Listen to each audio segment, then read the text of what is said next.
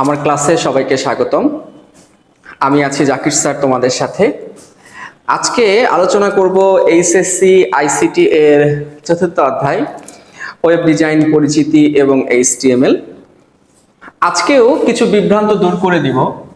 যেমন এই যে এখানে আমি লিখেছি এক্সক্লামেশন মার্কস দিয়ে উড়ি বাবা চিহ্ন দিয়ে লিখেছি ডক টাইপ এইচটিএমএল, তাই না?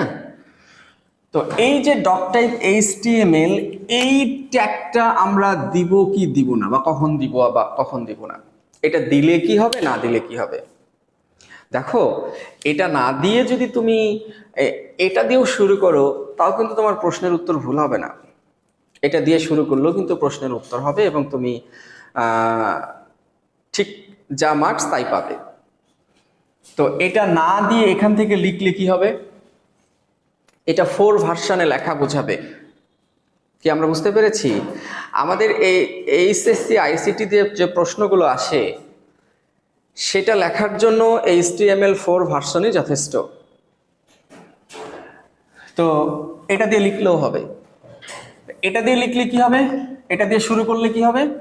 আমরা আপডেট এটা বুঝাইতে পারবো। আমরা হচ্ছে আপডেট, আমরা HTML5 ভার্সন দিয়ে লিখছি। এখন আপডেট ভার্সন হচ্ছে HTML5। কি বুঝতে পেরেছি? তো HTML4 এবং 5 এর মধ্যে পার্থক্য কি? 4 এ যা করা যায় HTML5 দিয়ে তার চেয়ে বেশি কিছু করা যায়।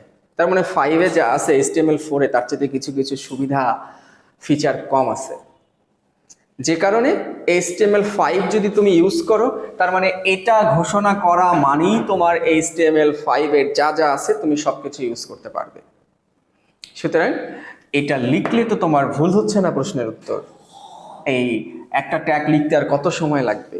সুতরাং আমরা সবসময় আপডেট থাকার চেষ্টা করব। তার মানে এটা লেখাই ভালো হবে। ঠিক আছে, ধন্যবাদ সবাইকে। ভালো থাকো, সুস্থ থাকো।